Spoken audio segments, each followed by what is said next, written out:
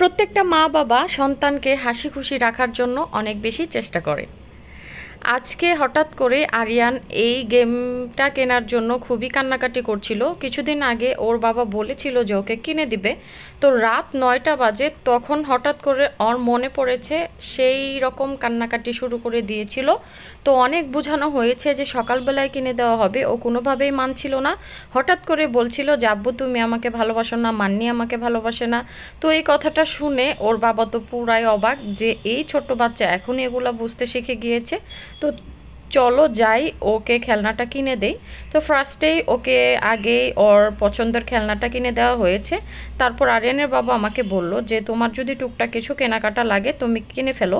তো আমি ভাবলাম যে ঠিক আছে, যদি আমার কিছু প্রয়োজনীয় জিনিস থাকে তাহলে আমি কিনে ফেলবো। তো তারপর দেখতেছিলাম, আর মেয়েরা তো এমনই হয়, যাই দেখে তাই মনে হয় এটা লাগবে সেটা লাগবে, এরকম করে দেখতে দেখতে আমি অনেক কিছুই কিনে ফেলেছি, প্রায় 4-5টা আইটেম। তো এখানে এই যে ফ্লাওয়ার বাসগুলো দেখতে তো ভালোই লাগছিল, এগুলোর প্রাইস 120 টাকা করে ছিল, দেখতে মোটামুটি ভালোই ছিল। এখানে টুকটাক অনেক কিছুই আছে, বাচ্চাদের অনেক আইটেম আছে, যারা মেয়ে বাচ্চা আছে তাদের জন্য তো এগুলো অনেক অনেক পারফেক্ট একটা জিনিস। তারপর ঘর সাজানোর টুকটাক অনেক কিছুই আছে।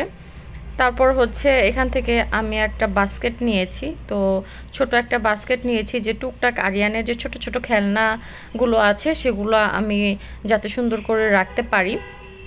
তারপরে যে ব্যাগগুলোর প্রাইস 150 টাকা করে ছিল।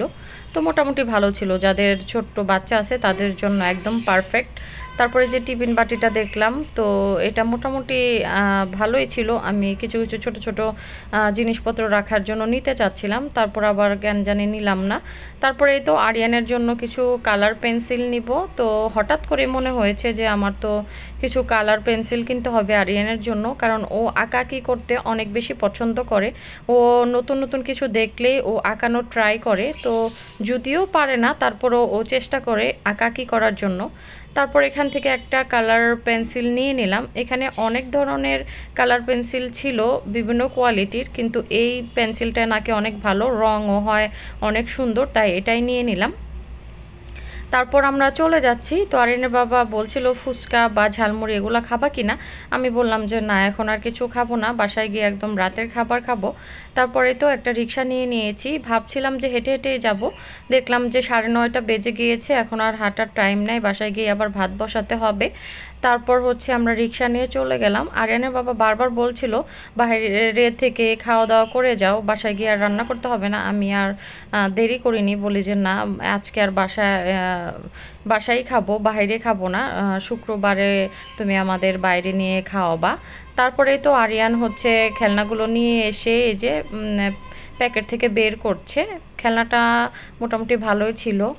আর এই খেলনাগুলো আরিয়ান ফার্স্ট ওর বার্থডেতে পেয়েছিল। তো এই ছিল ছোট্ট একটি ভিডিও, কেমন লেগেছে অবশ্যই কমেন্টে জানাবেন। আল্লাহ হাফেজ।